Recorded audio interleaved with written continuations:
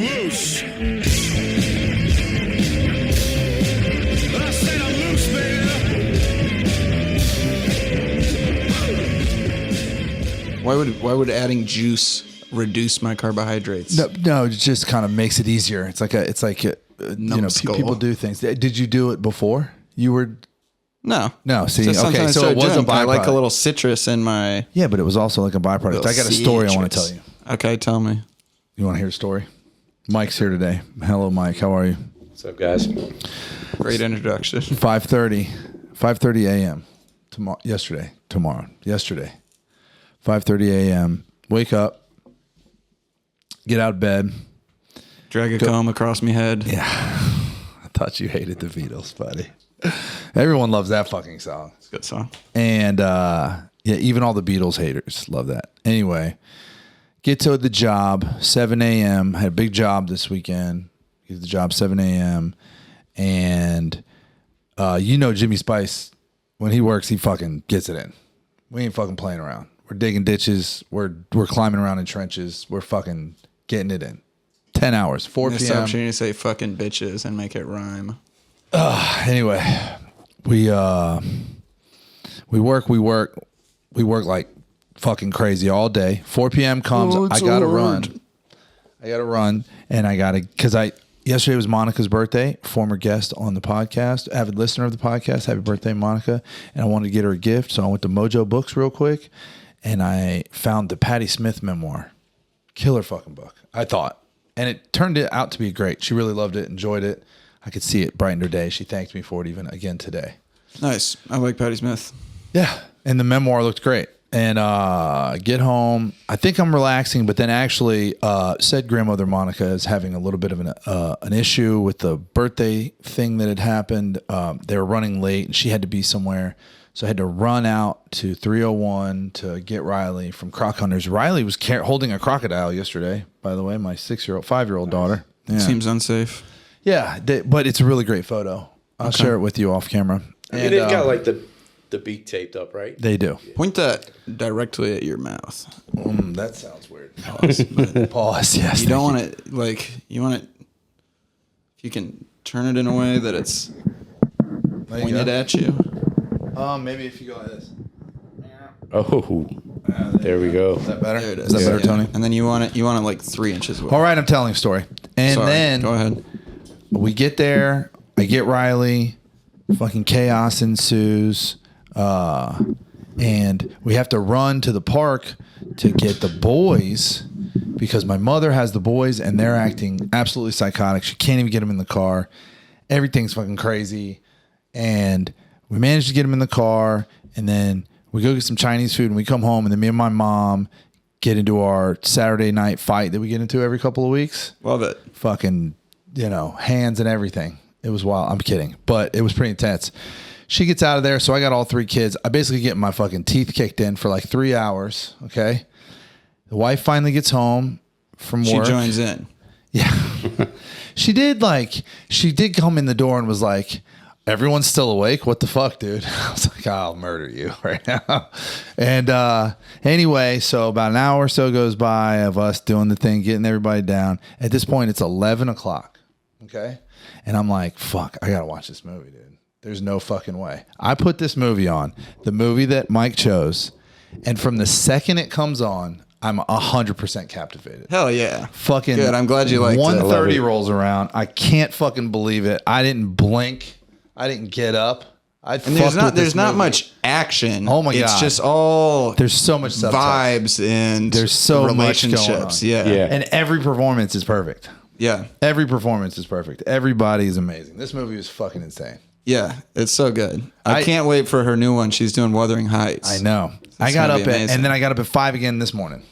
That's the end of the story. I knew that I had fucking 4 hours of sleep, and I still made it, and we were still happy to have made it.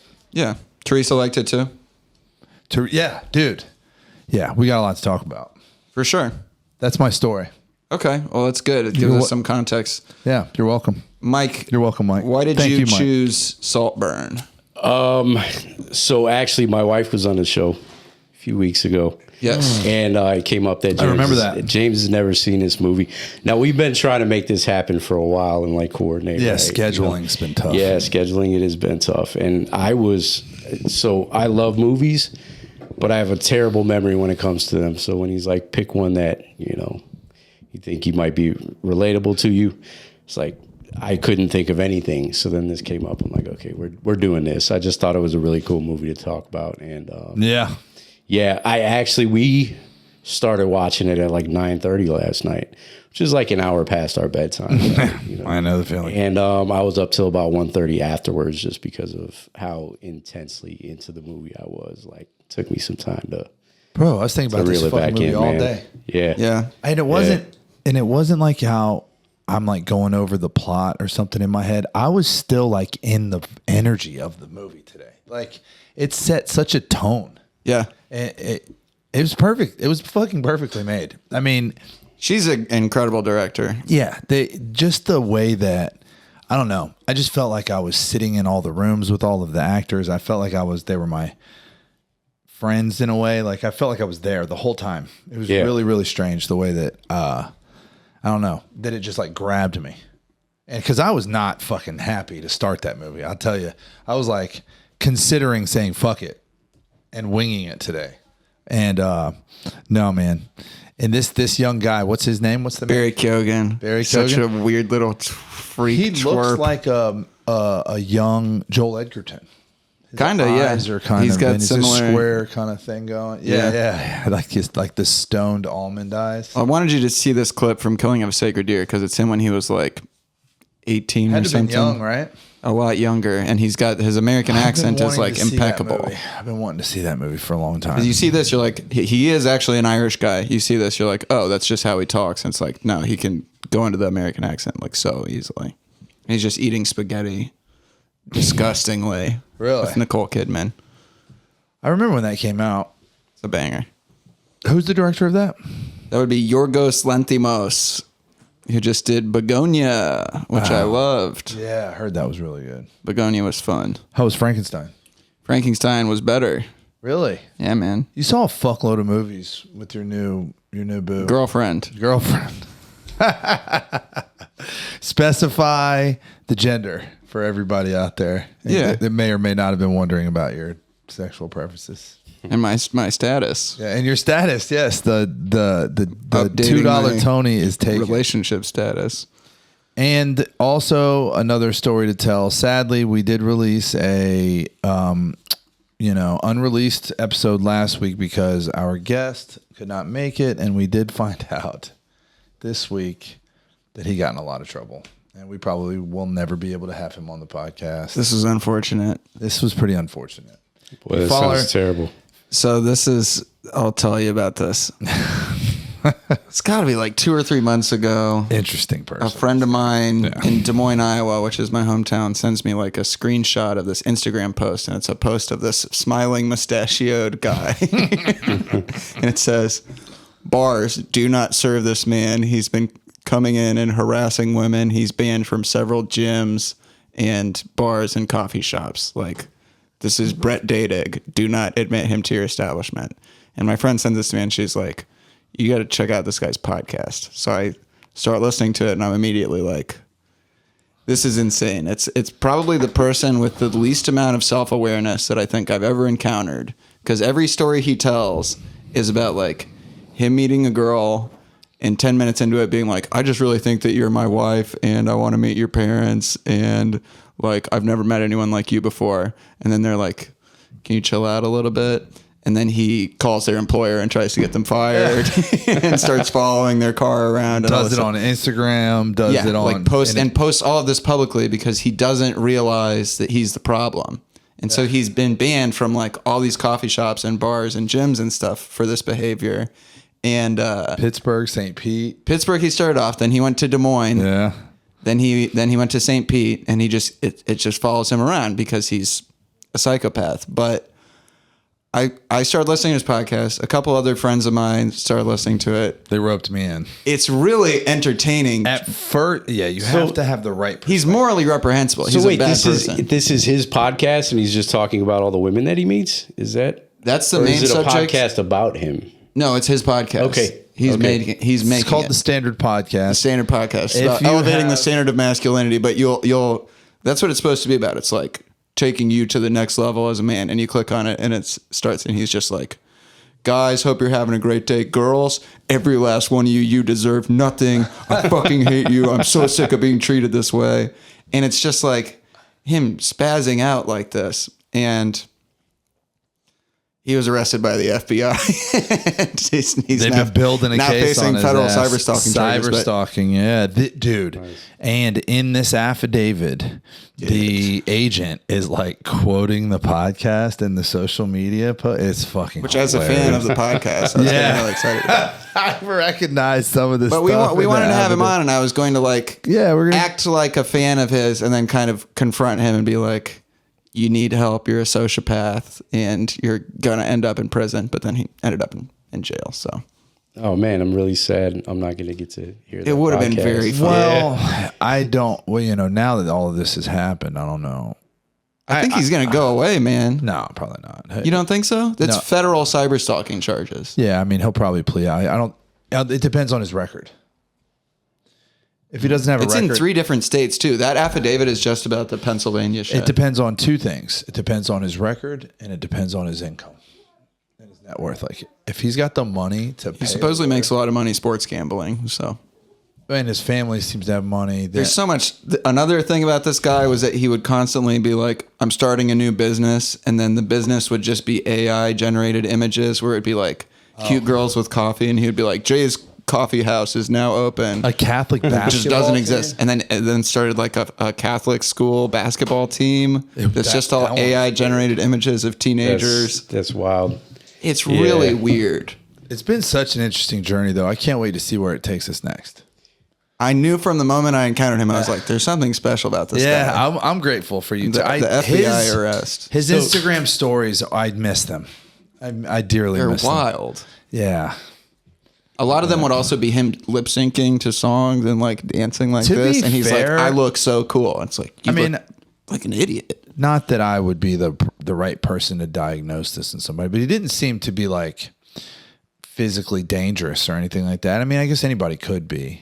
He seemed to be more of like a nuisance than anything to I think me. he's a pussy. He posted a video in St. Pete of a guy like chasing him, like walking rapidly at him. He's like, "Yo, what'd you just call me, dude?" And the guy calls him a faggot, and he's like, "Yeah, I said it." And Brett's like, "You're on camera saying that." Like, I think he's aggressive with women and is like afraid of men, basically. Yeah. He said, "All my problems are with women. I've never had a problem with a guy."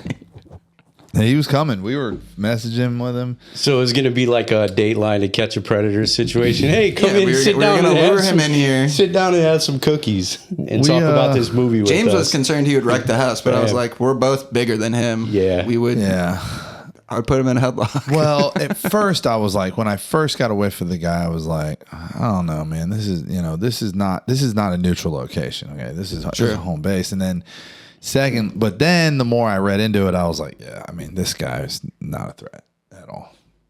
I do think he would kill somebody though. That's the see, Not that's one the of thing. us, but I think that one of these girls, he will lose his mind and kill them.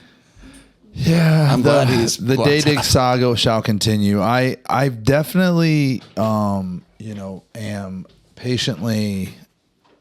I check the stories every day, Me too. and I wait. It's And the only reason I have Instagram. I don't care about anything else on Instagram. Since he's been gone, my Instagram has been it's like a barren desert. I just don't even care. So sad. Yeah. He would post text exchanges where his dad would be like, "The bail bondsman said you need to stay off social media," and he would be like, "Okay," and then it would be 2 hours later, his dad would be like, "What did I say? You're posting the name of the girl that has a restraining order against you. You need to stop doing this." And he would say, "Fuck you, Dad. I just got out of jail. I'll beat your ass." And this is like this upper class, like white kid. He's scrawny also. He does these like girl workouts, I think, to meet women. And it'll just be him doing like 3 push-ups and then standing up. Well, it's funny. The newsreel is like fitness enthusiast And all the places he's getting on Yahoo banned from News. are like Yoga Flow and Fit 45, F45 or whatever. These super like It's girl workouts, man. Yeah. So I mean, it's not even like a gym. no, not like a weightlifting Orange gym. Theory. F45 is really hard. Yeah. But I'm sure it is, It's primarily like babes. ladies, yeah. But so this movie, Is about a sociopath. Emerald Fennel, Tie it together. Emerald, Yeah. not Eleanor, Emerald Fennel. She did the same movie that your wife. She did Promising Young Woman. Yes, Was this the next film of hers? it was. And prior to doing both of those, she did a season of the TV show Killing Eve, Yeah, we which I've talked never about seen, that. but I've heard is really We're good. just gonna go in order with this lady because that was amazing. And so, they bring Carey Mulligan back, who's got the best fucking role. I had my hands in the air behind that character. I thought that was incredible. What's her name? Poor helpless Patricia. Poor helpless Patricia. Yeah. Yeah. Poor helpless That's Patty. what she's credited as. Yes. Yes. I liked that. That's the Rosamund character's Pike actual name. fucking murders it in this movie. Allison Oliver, the cousin, a girl, whatever, Felix's sister, I guess, Yeah. blonde. Venetia. Venetia. Yes. She's in Task. I don't recognize her from anything. She's in Task, the HBO movie I was telling you about, the HBO show that had Mark Ruffalo. That I was telling you about that just came out. So should I've check heard a that lot out. about this show. Task I've is heard that I incredible, need to dude. watch it. Yeah. yeah, it takes place in Delco, and a lot of it's shot in Coatesville, which is where Caddy was from, where Caddy died. My good friend, and where I lived up in Parksburg in that area. But yeah, Allison Oliver's in that. She was great. She was fucking amazing in this. The scene with her final scene was like Oh, a yeah. Shakespearean. Yeah. That was incredible. She grabs his face. Dude, and she calls it. She nails the whole. He's like, you're like a moth. You're gonna eat us from the inside, and it's exactly what fucking happens. There's some weird stuff in this that I don't feel like I've seen in a movie before. The main example that springs to mind is when he's shoving his fingers in her mouth earlier in the movie, and he parts his lips, and he's just got spit between his lips. Do you know what I'm talking about?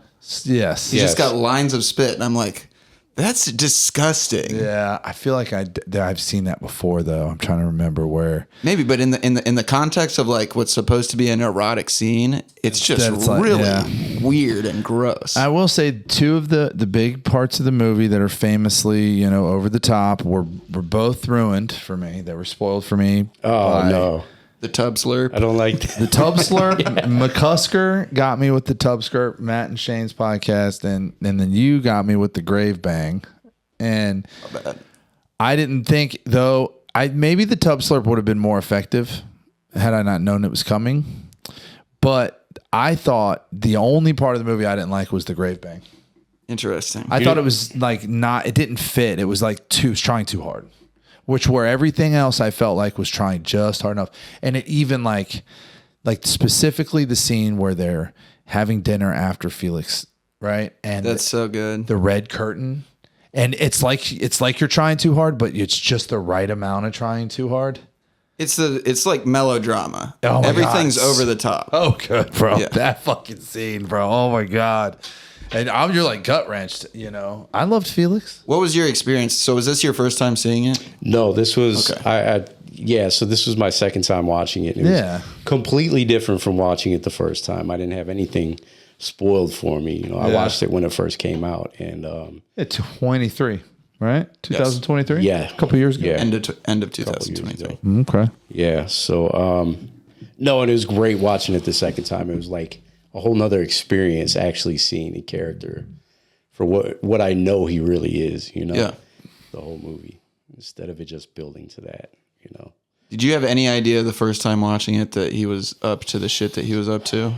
No, I mean, like, he develops, he chinks in the armor start showing throughout, because he comes in and he's just this harmless, nerdy dude Yeah. who just wants to fit in, right? Like, and, wolf in sheep's clothing. Like, you start seeing gradually throughout the movie, nah, man, this dude's like, he's really charismatic. He's like very calculated, He's not who he presents himself to be. Yeah. And some people pick up on that Really? better than others, it Yeah. seems like. Yeah, I think like Farley is like something's wrong with you. Oh yeah. Yeah. Well, I thought that Farley though was like that was a case of, Them competing for the family's attention, sort of. So like because this is so well disguised, and I was duped. I was completely duped.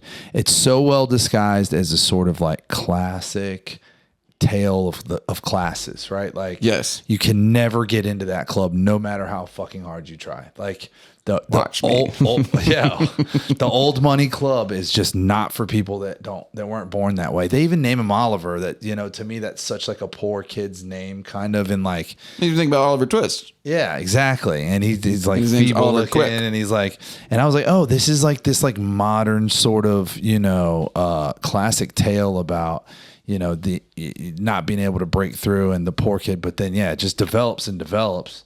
And even when we find out he's been lying about his family, I'm still like he's just trying to. Yeah, no, I was shook the whole fucking time, but even before that, I was kind of like, by the time I found out the little trick ending thing, I was already so impressed. I was like, oh, okay. It wasn't like a big deal to me. Yeah. I was just like, I was so overwhelmed by set design, character development, For sure. subtleties and acting. I don't know how any of these people, what they're like. And I mean, I know Rosamund Pike and Carey Mulligan, obviously, but every performance was like perfect to me. Even that down to Felix, who was like, he just was exactly who he was supposed to be. That's Frankenstein. Oh, really? Yeah. That makes sense. The monster. The monster, not the doctor. Frankenstein's monster. The monster is named Frankenstein too, though, because he's named after his dad, But he's Frankenstein Jr. Frankenstein Jr. Jr. Wait a minute. Jacob Elordi played the monster? Yes. In Guillermo del Yes. Toro's? And Okay. it's great. We just watched that and I had no idea. Seriously? Yes. Oh, I thought he Yeah. was very recognizable, Yeah. but he's great in that. Now that you say, I see it. I didn't. I'm glad there's like a 6'5", very handsome actor who's taking on that kind of strange role where he's going to be in like heavy makeup the whole time and like talking like this and shit. So, I will say the first time I watched this movie, when Felix died, I was like, he fucking killed him. It just seems too too convenient that like that's the last place he saw him and then he's dead. Well, that's when it all starts. I mean, when Felix dies, Which isn't. That's like 30 minutes from the end of the movie, honestly. yeah. I mean, you don't have like the great unveiling yet. But first of all, you get no clue as to how. Yeah. They're not even showing the body. They're like purposefully leaving the source of his death out. It's kind of hinted You're like, at that all right. it's some kind of OD type thing, though, because then It becomes so Oliver surreal. Oliver goes, Farley, you were racking up lines the night that someone died, type shit. Yeah, but it becomes so surreal from the moment of Felix's death to the end of the film. I feel like the pace, the tone, everything, it turns into a fucking Aronofsky movie. Mm-hmm. It turns into like the end of Mother, like this weird nightmare sequence where, but I mean, it was just beautiful. In the closing, like I want to dance like that. I really wanted. That guy's an incredible dancer. He's a good Hanging dancer. serious Tom too. Yeah. Dude, he's just like, fucking this guy. We mean he has a huge penis. He's dancing like a ballerina, butt naked through a mansion. And it's perfect. It's like such a great scene. Me and Teresa were just delighted. I love that. And that song is incredible. Written by Greg Alexander from the New Radicals, one of my favorite bands. You Get What You Give, you know that song? No.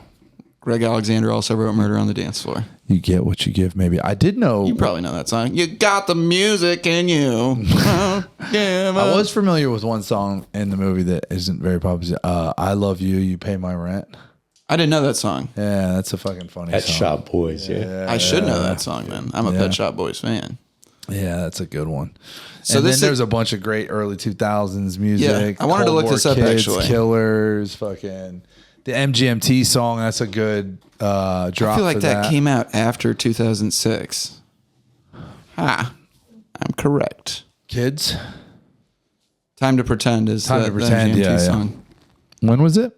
Like It was released in March 3rd, 2008. Yeah. So it predates this. Wah, wah, wah. Oh no, the track was originally recorded for the Time to Pretend EP 2005. Damn it, I was incorrect. Okay. Well, good. I'm glad you're wrong, like I usually am. Another Glad interesting when you're thing, wrong.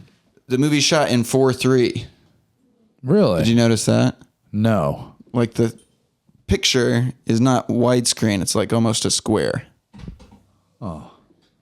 Which gives it this kind of art film look to it and makes it. She said she did that because she wants it to be like voyeuristic, like we're peeping in on somebody. Okay, yeah. I mean, Which kind of lends itself to what you were talking about earlier, feeling like you're there with them the whole time. you know? Yeah, something about the movie was holding me. You know, it wasn't. I mean, yeah, the story's fucking weird and all that stuff, but something about the way the story was being told had me hooked. The characters were very vivid.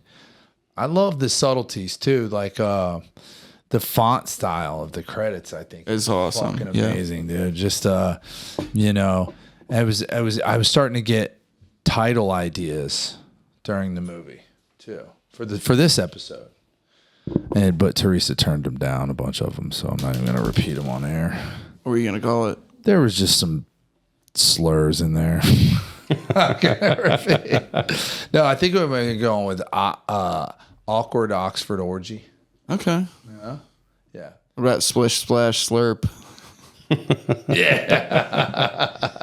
Oh, the slurp. It's so disgusting. The slurp's dude. pretty Doing bad, that to a bathtub, even if it didn't have someone's nut in it, is so Yeah. fucking gross. Well, to and I me. mean, it leads up to it. He puts his lips in it first. He just touches the water with his lips. Yeah. He turns his face to the side, and then he's like running his tongue around the rim of the drain, and then That was a good one. Man. just the slurp. And you can imagine. it's just a gross thing to happen. So dude. disgusting. And like that's one of the parts which I'm surprised I had forgotten. I remembered him like doing something with his bathwater after, but I forgot about the actual Really? slurp.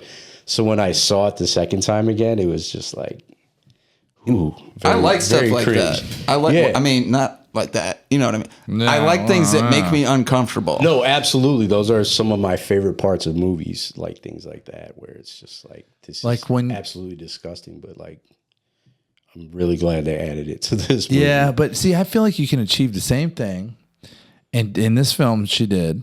When you start to find out that when they're pulling up to his house, Yeah.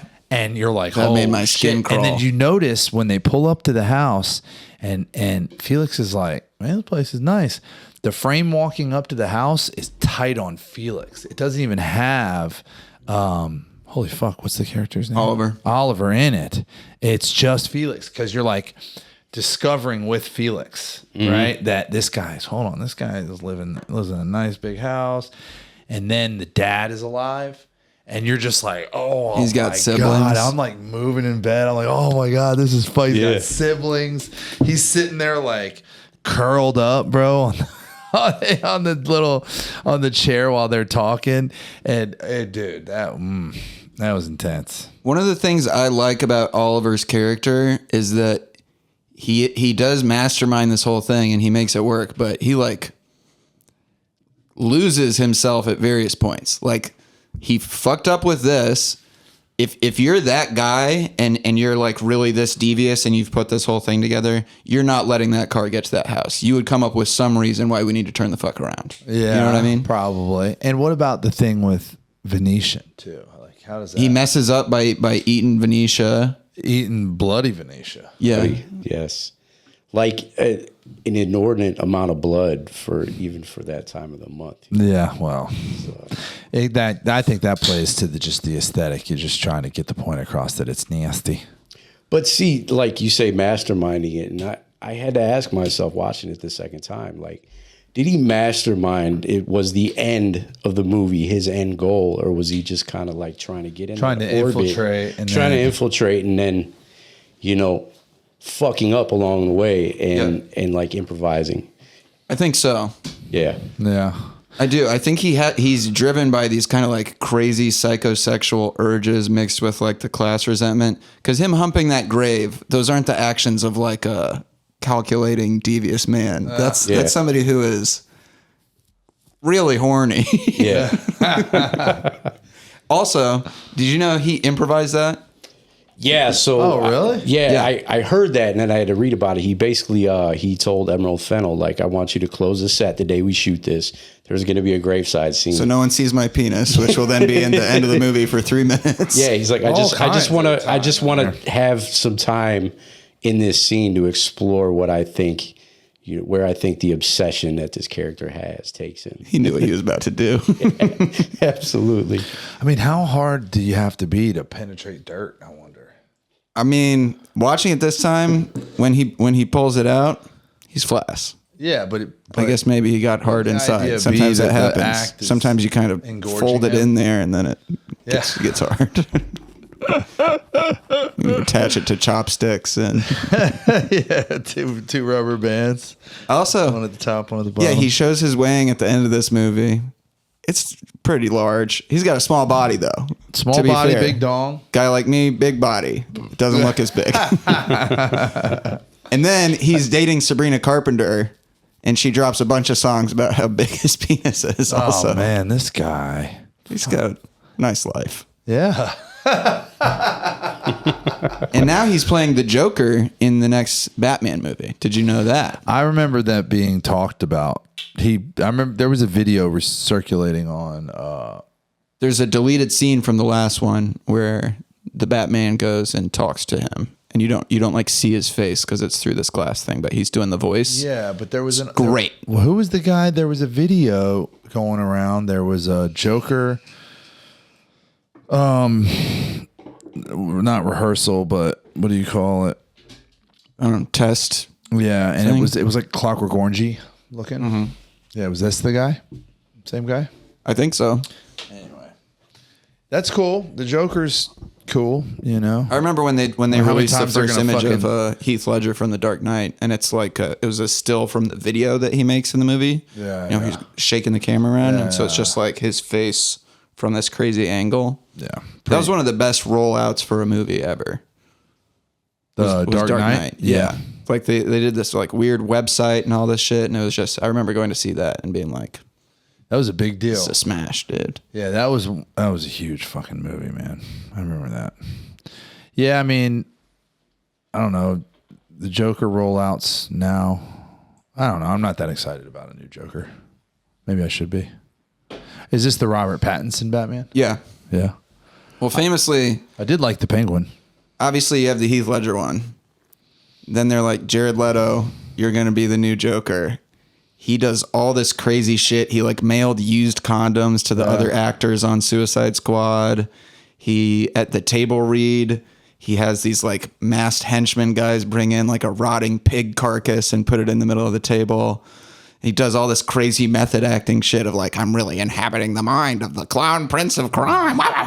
And then he's in the movie for like 5 minutes. They just cut his role completely out. And the movie was garbage. So bad. Yes. The second one, the James Gunn one, is decent. Yes. The Suicide Squad? Yes. Decent's an understatement. That movie's very good. It's a lot more fun, yeah. I haven't seen either. Really? I haven't seen either.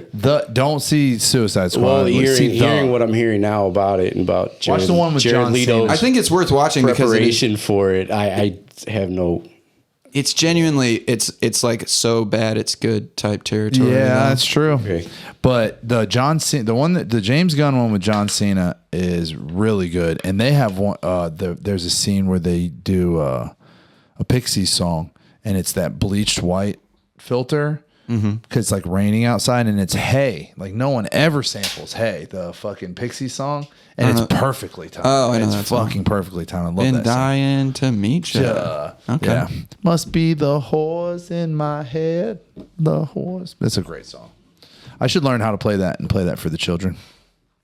Yeah. It'd be a fun, like. You're going to have to censor a bunch of stuff. No, I don't do that. We sing loud cuss words at my house. It's part of the fun. It's part of the Curry House fun. Nice. Did you notice at the beginning of the movie, you see that he's got the cigarette case with the Saltburn logo on it? I Like did the family not. crest. No. I picked up on that this time. That like this is this foreshadowing that he's in control by the end of it. Really? Also, talk about uncomfortable moments. Him ripping that breathing tube out. Ooh. Yeah. I was waiting because he was blowing smoke in her face for a minute. Yeah, there. you knew he was about to. I was her. hoping he was gonna fucking pull out the front of the tube and blow smoke into the tube that went into her esophagus. I thought that'd be fucking wicked. I thought you were gonna go somewhere else with that. Yeah, no, nothing Yeah. second. But yeah, that is a pretty hardcore. Him sitting on top of her and pulling the big long tube out. It's pretty visceral. And he does something that I feel like we don't get enough of in movies anymore, which is like villain revealing their plot type thing. Like that's a cliche now where James Bond's tied up and they're like, here's all my stuff. But he like really hams it up. He's like, all those accidents. He's like, there's terrible, terrible accidents. And he's just, I don't know. He just goes so over the top with it. But yeah, like I love that his character seems genuinely unhinged at points, but also gets what he wants, and he's just kind of like all over the place in terms of He does win strategy. in the end. Yeah. He's snorting coke off that the maze that's in the glass container. He's got all their rocks. All their rocks lined up on the mechanical dancing. It's nuts, man. Yeah. What do we think? What do you think Emerald Fennell's trying to tell us? Did she write this? Yes. I think it's just a cool story, man. I don't think there's... I mean... What I know that she said about it is that she wanted to make a movie where you sympathize with really bad people. Yeah. And I think most of the characters, Felix accepted, are bad in one way or another. Yeah. You know? You don't think Felix is bad?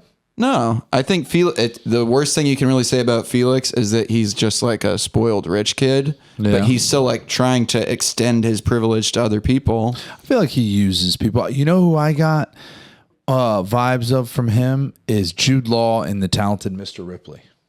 Interesting. Did you ever see this film? I have not seen it in a minute. So but Jude I know the whole premise is kind of similar. Gorgeous rich guy. Yeah, exactly. So it's kind of similar too. Matt Damon's character and Keegan's, but just the whole like he can make you feel like you're the only person in the world. There's this like scene in Talented Mr. Ripley where the girl is talking to Matt Damon about Jude Law. What's her name? The blonde. She was very famous for a long time. Now she was, Jesus Christ, what's that actress? Gwyneth Paltrow? Gwyneth Paltrow. And she says like, he'll make you feel like you're everything in the world and then just one day forget about you. And it seems like that's what Felix does to people. Because last year there was another friend or whatever. And who got mixed up with Venetia. Yeah, I mean, so what? Felix like gets, like people are just like his little toys. Venetia, I think it's implied, wants to bang her brother. Yeah. You know where I'm getting that Just from? assume they all want to bang each other. She smells his aftershave on Oliver, and she's like, you ate him and you licked the plate, and then they start kissing. Oh. She kisses him because he smells like her bro. And I think just because they have this shared affection for him. So let me ask you guys the question that's kind of posed by the beginning. Is he in love with him? Kind of denies it. I don't know. I feel like the whole movie throughout, between a lot of different characters, has this like homoerotic undertones, For sure. And I think he wants to be loved by him. That was his main goal in the beginning is to get into his orbit and be loved by him. And but I think he was in love with him, and when it wasn't returned, it turned into this hate. Yeah. Like, I'm just going to destroy everything around you, And there's this moment early on where Felix just kind of gets sick of him when he's cleaning up his room, and he's like, I'll do it, Yeah. And he kind of kicks him out. He's like, I need some time. And it's right after that is when Oliver comes to him with the story about his dad dying. So he's like, I got to get this guy back on my side. Yeah. Time to pull out the tearjerker. So I'll answer your question with a question. What is the difference between loving someone and being in love with someone? I don't know. Like, I love my mom. I'm not in love with her. True. So the question being, do you think he ever actually wanted to be in like a relationship? Did he really want to be like Mr. Felix is Mrs. Felix or whatever? Like, because obviously he loved him. I mean, I think, like he says in the beginning of the movie, it really comes true. Everyone loves Felix, Yeah. even his sister. Like, Felix is that guy, you know, that he plays that role perfectly. I think he wanted what. He even has an eyebrow ring. Sure. Yeah. Not when he's at home, though. Not when he's Gotta pop it out when you're at home. Yeah, you got to shave. Wouldn't be appropriate. Yes. I think he wanted to be him. He wants what Felix has, which is everybody loving him. Yeah. And ultimately he gets, you know, one of his biggest possessions, which is control of this house. It really does leave you wanting more. I want to know For sure. so much I don't know more. what he did with all the servants. Yeah, right? Especially the main servant.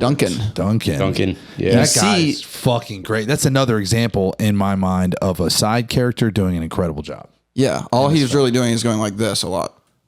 Yeah. But you see at the end. I love the scenes when people die and he's holding umbrellas for other people.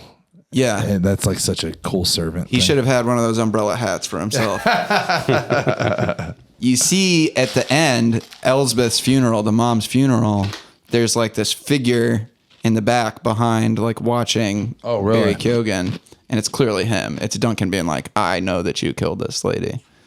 Yeah, I want to know, like, did he do some backstory? Did he pick out Saltburn and was like, I'm coming for you, do you think? Or what? Or was he just like...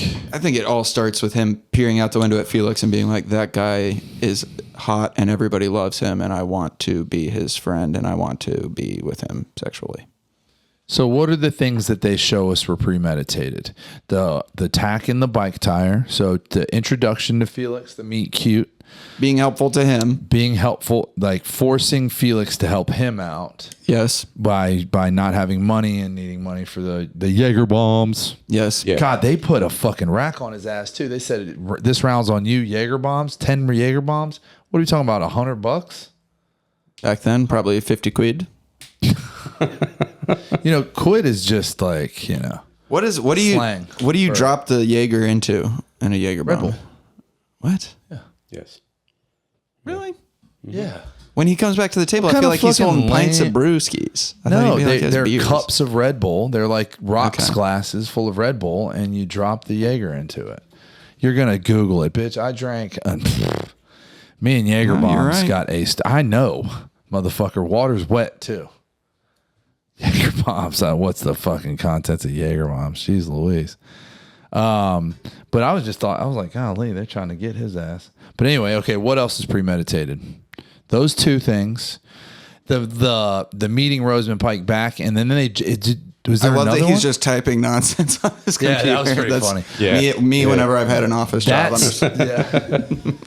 That stunk. That stunk too when it happened the first time. You were like, meh, I don't know about that. That seems like he's up to something there. He sends the email from Farley's phone to frame That's Farley. the other thing. To frame Which also Farley. must be a great hand job for you to like fully pass out and leave this guy that you hate and don't trust in your bed. Yeah, right? Yeah, it seems like a pretty good scene. All right, well, I'm off to bed now. I like how they had, because Farley's such a like tall, very, very handsome guy, and him being mean is kind of like, oh man, there's nothing you can do. But then when he's in the bed, he's got a stupid hat on his hair, and his like profile looks really goofy. That scene also made me think about Rocky Horror. Oh yeah, about Yeah. the doctor Frank doctor jumping on them like creeping that, yeah. into their rooms. we went and did a Rocky Horror this year with your girlfriend. My Somebody wife. tries to surprise me with a hand job in my room. They're getting pew. I'm aiming for center mass, dude. It's over. Yeah, that was fun though. Yeah, and I think interestingly, that guy who plays Farley is one of the leads in a new movie called Lurker that I'm currently in the process of watching. That's like very similar. It's about, he plays like a pop star, and there's this guy who's like infiltrating his circle and becoming his friend. And like the first scene that you see them is him playing this song that he knows that the pop star likes and pretending that he doesn't know who he is. So he's faking the shit in order to get close to this famous guy. In the process of watching?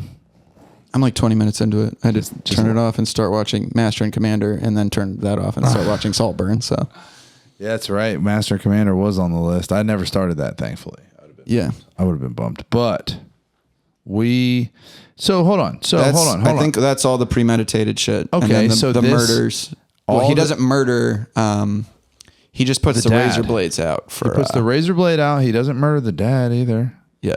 The dad, they don't even explain. He just he kills himself. I don't know. I don't think they specify. He just. I think you'd have to pause it and zoom in on the newspaper thing, which Right? Yeah. I will do. So right this now. proves that he premeditated, meeting Felix, becoming friends with him, like letting his guard down. He lied about his past to sort of create this character. He lied about events in his life to get back into Felix's heart. Now, none of this really points to him having Saltburn on his mind. No, I don't think he does. You know what? You know what? I think you could tie it back to the fucking conversation with Farley. Okay, which one? Farley being like, "Hold on, This is a dream for you." Yeah, this is That's a dream such for a you. fucking pretty. I really thought that was a good scene. Like, this is my house." It's an during anecdote. the party after he set Farley up. Yeah. He's like, "Why are you still here, Farley? I thought they sent you off because you were trying to steal their Plate. six-figure plate and sell it." Yeah, Farley's like, "Saltburn's not for you. It's a dream. It's an anecdote you'll bore your fat kids with at Christmas, and you'll wonder forever how you can get it back. So you can go back to whatever creepy doll factory they make Oliver's at, and I'll come back here. This isn't a dream to me. It's my house."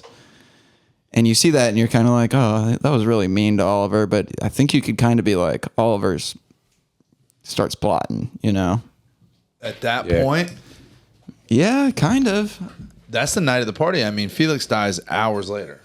It's nice. It's nice also that they he show has that he's not poison. actually this super poor guy from a drug addict background. Like, he's like middle class, upper. Upper middle class, but he's got poison on him.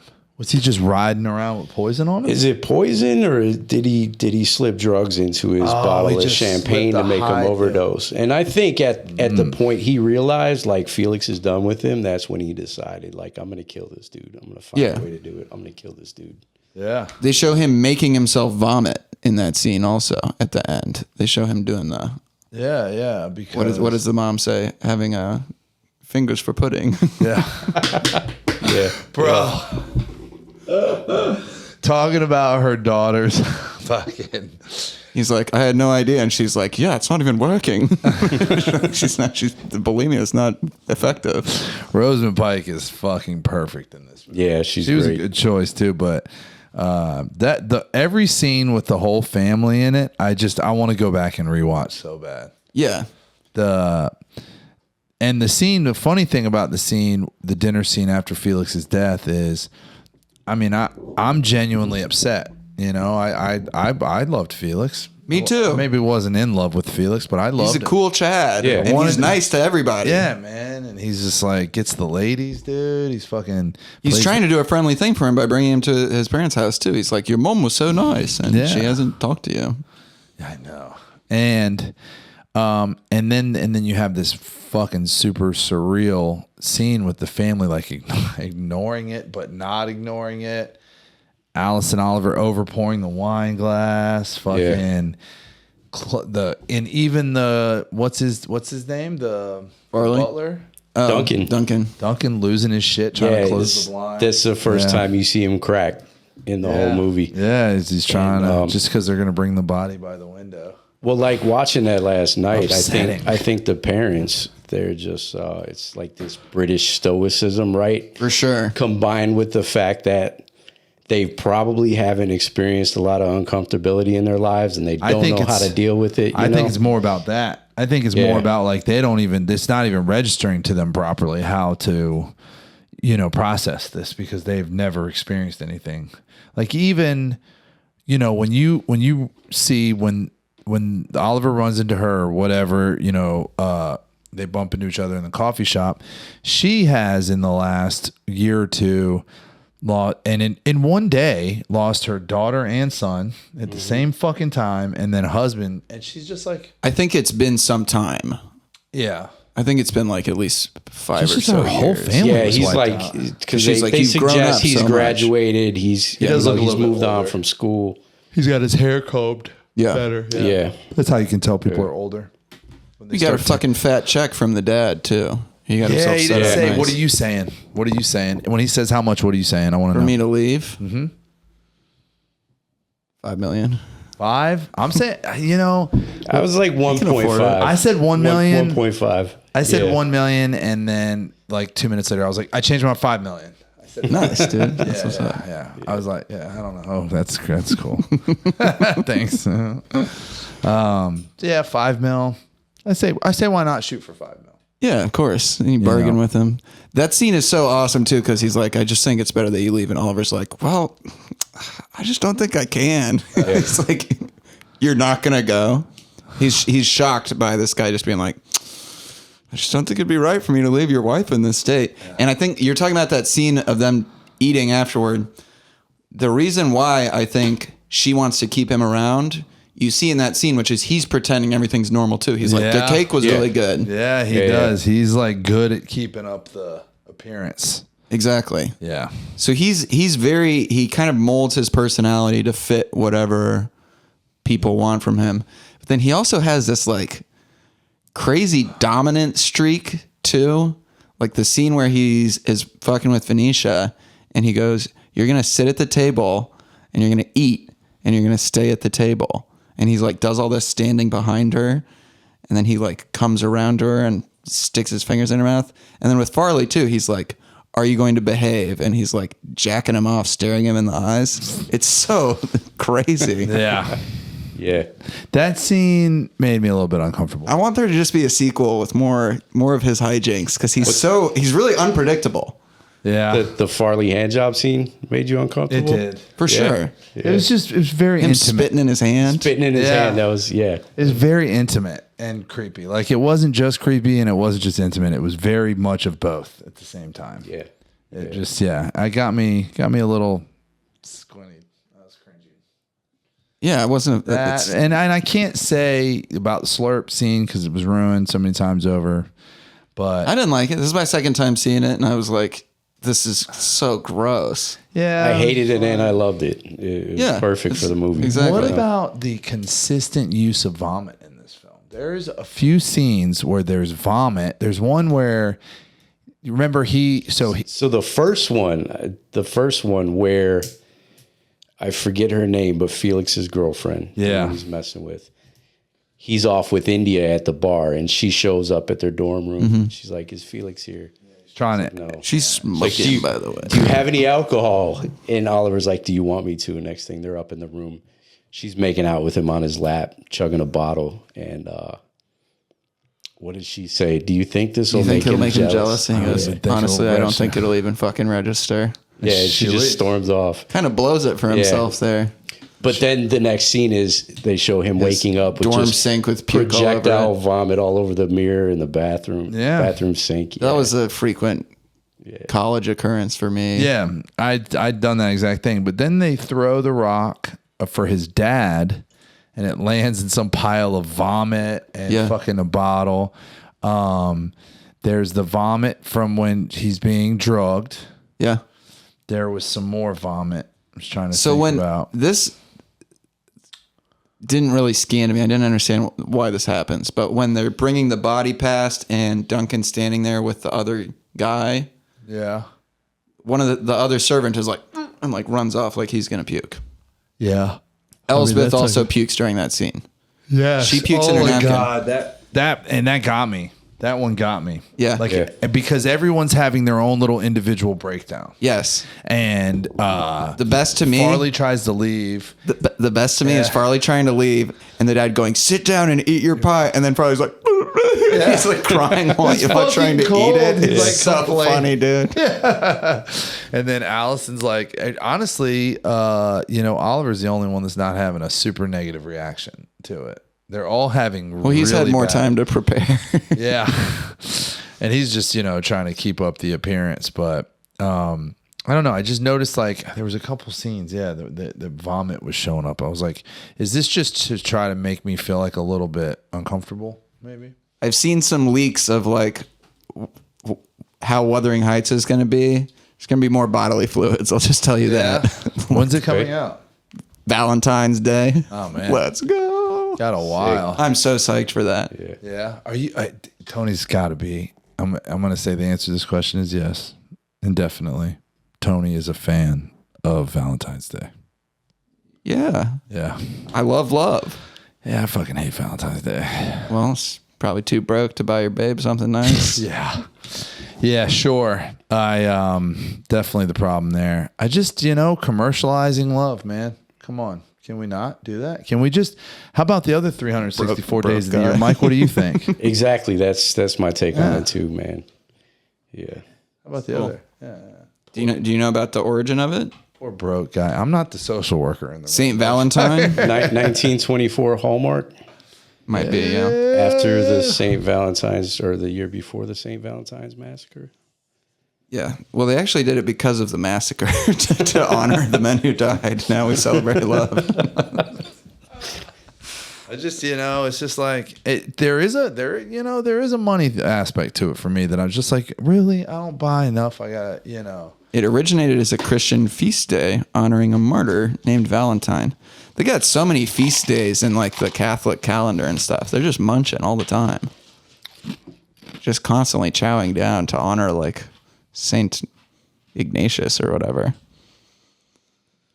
Yeah, he's associated with a tradition of courtly love. He's also the patron saint of epilepsy and beekeepers. What do you think about that? beekeepers. Yeah. That's funny. A lot of the saints they'll just have like 3 random things. Yeah. It'll be like the saint of motherhood, chocolate, and crucifixion. And soccer. Yeah. That's Saint Francis of Assisi. St. Francis of Assisi, the patron saint of gay guys. What else can we go into in this movie? There's just so much, dude. I mean, I have hella notes. I'm not going to go through it all chronologically. 'Cause I Yeah, feel we like did not. covered a lot. We totally kind of went off the rails. I mean, I got but too like, excited. It's you mentioned the cigarette case with the Saltburn logo Yeah. on it, and that's something that I caught the second time. I'm like you, James. I didn't know until after he killed Felix. Okay, this dude really, Yeah. is like he's on some shit. But did you pick it up at that point where you're like, oh, he killed him? Yes. Okay. Yes, I knew he killed him, but then I'm like, okay, wow, he's been plotting some stuff. This is all calculated. But I noticed like one of the first cracks that they show. Felix offers him a cigarette. He says, "No, I don't smoke." I didn't catch the cigarette case, but I seen him smoking the cigarette outside the window when Felix was in his dorm room. Yeah. Screwing whatever her name was. The one He's that with came. a bunch of different babes Yeah. in the course of this. Yeah. I love the scene where they're at a party and Felix is like, he's like picking which girl he wants to go home with. Then he just goes up to her and is like, Oh, and that one guy's smacks her on the butt. that one. And the other guy's like, I've been chirpsing her for an hour. I'm going to start saying that, dude. Chirpsing. Chirpsing. chirpsing. I thought at least I'd get a hand job out of it. We all want a hand job. Who doesn't want a hand job, dude? I don't know. So the scene where Farley and Oliver meet, and the professor is like thrown back by Farley's presence because his mom Has some star power, yeah. This is so. What do you think? I think what that is- whole family is just famous as fuck. Okay, but she's not related. He's not related to the Yeah, he is. Saltburn people. Yeah, he is. Oh. His mom is the sister of the dad at Saltburn, Yes. of James Catton. shit. Yes. Who ran off after Oxford to America because she was sick of British Bullshit. bullshit. Yeah. Did you just guys read this in the liner notes or what? Did they? No, they say they- that in the movie. Yeah. Yeah. It's mentioned in the movie. I must have been That's why distracted. Felix or Farley has American feelings, as they say. We don't want your American feelings. Yeah, this is so British society has this very regimented class structure. Obviously, we have like class inequality in the United States, but there it's more about like manners and shit. I used to watch this TV show with my mom called Keeping Up Appearances that was about like this like lower class British lady who really wanted to be seen as upper class, and her name is Hyacinth Bucket, but she would go, "It's pronounced bouquet." Is this on?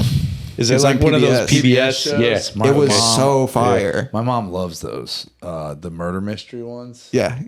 Paradise, something, Murder in Paradise or something like that. She loves that shit, dude. Diagnosis Murder Yeah. is another one.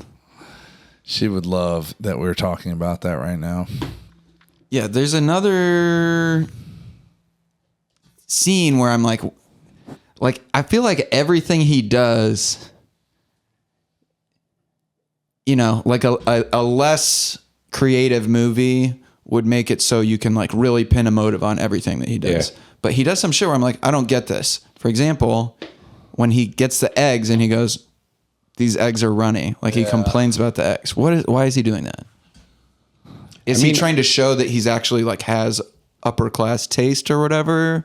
Or what the fuck is that about? Or the opposite, to show that he didn't really know what he was ordering, or Maybe. Yeah, because over easy eggs are runny. Yeah. aren't they? Yeah, but those were not over easy. They were sunny side up, for sure. But still, I don't know. I mean, it's hard to say. Do you think that that's even a chess move?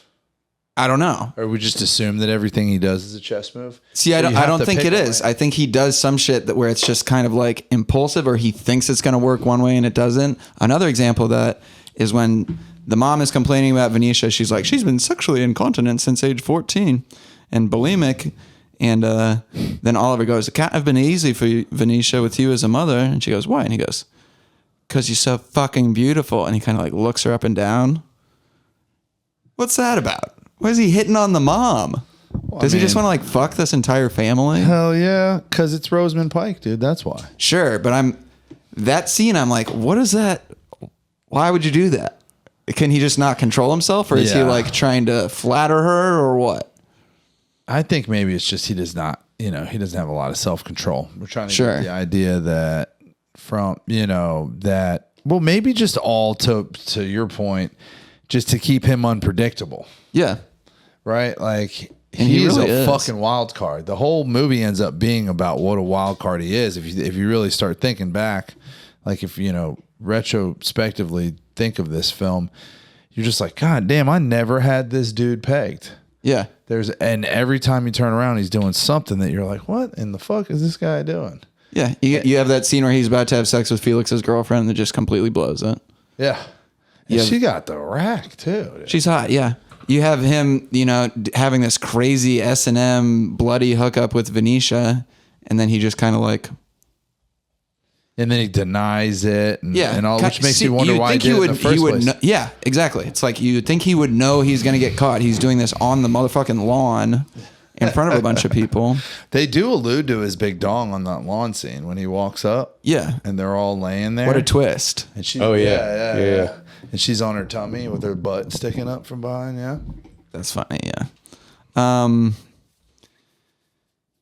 Yeah, and then that next scene, that next morning at breakfast, I love that he's like staring at her while she eats, and she's like having a nice parfait, he, like, and then he slides the pushes the croissant croissant at her, and they Yeah. cut to Duncan, and Duncan's just like, these fucking people. He's like he's just so over it, dude. He's gotta be incredible. fun. Yeah. But then she still gets up and runs off to go have finger Yeah, pudding. it seems like it. Yeah, Finger pudding, dude. fingers for pudding. Yeah. That might be the best fucking euphemism for an eating disorder ever. But yeah, that scene, he smears her blood on her mouth and on his, and he sticks his finger in her mouth, and then he's like, I don't even know if I can do it, but he's like, I'm talking about, that's with so the nasty. spit This between just his lines lips. of spit. It's Yeah. like, Yeah, I guess during a seductive scene. Yeah, because I'm thinking about like scenes where it's like, Basketball Diaries, Leonardo DiCaprio snotting all over the place, and there's famous scenes where people are losing it and saliva gets involved. But sure. for a seductive scene, I can see how that would be super awkward. Yeah, There's a lot of close-ups in this movie too. There's like really just tight on somebody's face. Well, I wonder if the strings of saliva was like he had to drink something thick before that because they had it planned, or if it just kind of happened and they're like, "Wow, this is great. Let's keep." I think as an actor, that's the type of choice he would make. Like if you see him in some of these other movies that he's done, he does really weird stuff, and it's hard to imagine a director being like, "Yeah, eat the spaghetti like that." So what is his filmography include? I will tell you. I think Sacred Deer. he was in. I always get Dunkirk in 1917 confused, but he was in one of those. In Dunkirk. I did read that. Dunkirk. He's like Luca Dunkirk. a big part of Dunkirk, actually. Now that I'm remembering. Let me see what else he's been in, because I'm just a huge fan. It's nice that people think he's hot now, because when Killing of a Sacred Deer came out, every review was like, "This is the creepiest little kid we've ever seen." Yeah. You know. And now he's got Sabrina Carpenter, dude. They broke up. Oh, Sorry but to she's tell still you. singing songs about his huge wang, Yeah. or she wrote a bunch of them. Do you think she still sings them? Yeah. No. But she also doesn't write. I mean, she's credited on her songs. I don't think she's writing. No, she the whole definitely thing. does not write any of her songs. But songwriters, when they work with an artist, are like, "I know what your public persona is, and I'm going to tie these things together," and so on. But they get paid a lot of money. I'm a big fan of her. Taylor Swift, whenever Taylor Swift sings about sex, it's like your fucking sister talking about getting boned. It's disgusting. Sabrina Carpenter will just be like, "Come on me," and that's like, that's adorable. Yeah. So you're saying you think Sabrina Carpenter went to one of her songwriters and said, "I need you to write songs about my boyfriend's big old dong." Yeah. Yeah. Or the songwriter was like, "I've seen this movie with your boyfriend in it. He's got a big dick. His secret is out." Let's write. Oh no. Sing about a dick for So a little bit. he's been working since 2011. The first movie on here that I recognize is Killing of a Sacred Deer. I think that was really his breakout. 17, right? Yeah, you should watch that, man. You should Yeah. watch every Yorgos movie, honestly. They're all great. What are they? First one was, I could probably list most Place of these. Beyond the Pines? No. No, that's not him. That's Derek Chanfrance. That's the guy who that just just did did the Roofman, Roofman, which was yeah. amazing. You Dogtooth. saw Roofman? Yeah. How the fuck do you have time to watch all these movies? Single. What? Have a girlfriend. Excuse me. Oh, shit. Not for long. I can't wait to watch your movie viewing, fucking Wayne. I'm gonna bask in your pain. So his first movie that I've seen is Dogtooth. Then he did a movie called Alps, The Lobster. Ooh. You saw that? Yes. With Colin Farrell. Yes. When it first came out, that was a weird ass movie. Did you see Lobster? No. He movie's makes crazy. weird Haven't seen movies. any of these. Yeah. His movies are strange. Killing of a Sacred Deer, The Favorite. Did you see that with Emma Stone? Oh yeah, there's a bunch of wide frame cinematography in that. Yeah, There's that some movie looks like a Kubrick interesting- movie. Yes, very Kubrick. That movie's fucking great. That movie was really good. And then Poor Things, which is incredible. We've talked about Poor Things before. Poor Things is like a Frankenstein story where Willem Dafoe takes the brain of an infant and puts it in the body of a Oh, nice. woman who Okay. committed suicide. I've heard about this and I've heard I need to watch it. Yeah. Dude, it's psychopathic. Him and Iris It's were just a talking grown about woman this. acting like a baby, and it just gets really nutty. You And and Mark Iris were talking Ruffalo, about Yeah. Mark Ruffalo, maybe his greatest performance ever, just plays this guy who's like in love with her and can't figure out why he's in love with her. It's because she has a baby brain, and Oh my gosh. he's like cussing at her all the time and stuff. And then he did Kinds of Kindness, which I haven't seen, and then Begonia. His last 4 movies have all had Emma Stone. That's his muse. Begonia, huh? Begonia. Plemons crushes it. Plemons is great. The ending. I gotta check. Don't. Hey, I swear, Okay. you and I are gonna break up. Okay. You keep spoiling movies. I guess this is what we're doing on this movie, but at least we do it on older movies. Yeah. And we do movies that, pretty much you've seen and that people choose. But he has another podcast where they just spoil movies. That's I'll all. also say this movie to me is not one where the twist at the end is like, oh wow, Yeah, to me once Felix dies, I'm like, oh, he's plotting this, and it just kind of adds context to know that he arranged the bike thing and that he pretended to be broke and all this stuff. But like, It doesn't once you really find out kinda he's been change constructing his anything. whole life, like he lied about that thing, which is even before Felix dies. It's like, oh, this guy's a sociopath, and you're just kind of seeing like, is he gonna Yeah, make this I work think or the not. best way for me to describe my reaction to that is when you find out about the Rita Hayworth poster in Shawshank Redemption, which he hasn't seen, I just fucking spoiled that for you. You're don't care. welcome. When you find out about that, Not gonna watch it. You're like, holy shit! When the pebble goes through it, Yeah. you're like, holy fucking shit! And they keep showing you all these things. You're like, holy fucking shit! In this movie, I was more like, oh, shit, Yeah. that's crazy. Because I was already so like, I don't know. It's almost like there was no fuel left in my tank to be surprised. It's not made or broken by It's that. not, it doesn't depend thing. on that. No, it helps, and it does make the end. It does give you a little bit of accelerant in the end to kind of gear you up for this very operatic fucking conclusion. But I liked that the sort of twist or whatever wasn't this huge reveal that like completely changed the pace of the film. You know what I mean? I mean, I was kind didn't of rooting depend on it. for him also. At a certain point, I'm like, Yeah. I like this weird little freak, you Wait, know? kind of? Yeah. I'm still Yeah. rooting for him. Yeah. I'm sorry that people have to die, but I he hope broke the he's- class barrier. Yeah, I hope he's still there living his best life, Fuck, doing yes. If Here's the thing. I hope he's giving Duncan like the second best bedroom in the house, you know? Yeah. Like, I think Duncan's... Here, dude. I mean, listen, in a realistic world, the servants would be like, yeah, he killed this lady. Like, how do you no, it's very rip somebody's surreal. breathing tube out and then just be like, oh, yeah, she died?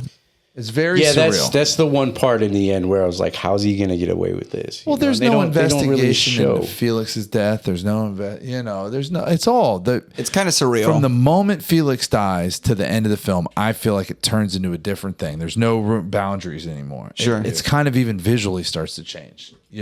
Like that red thing. I can't explain how. And I think the melodrama that you stated is a really good way of pointing it. But it was just like, man, this is such an obvious thing that she's doing that's still affecting my fucking experience, like in the I like best that. way. I've realized I'm not a fan of like subtlety necessarily. I like big, Like broad Kubrick brushstrokes. would do some shit like that, just change the whole fucking tone. And having a practical reason for it happening in the plot too is so fucking smart, bro. I love that. I thought it was incredible, bro. And then it just turns your stomach. But yeah, and then everything that happens after that. But I'm just like, I want to go dance with him. I want to do what he did. And if I'm that, Are there character- more movies like this? Talented Mr. Ripley, obviously. Yeah. No, I mean, more movies like this storyline.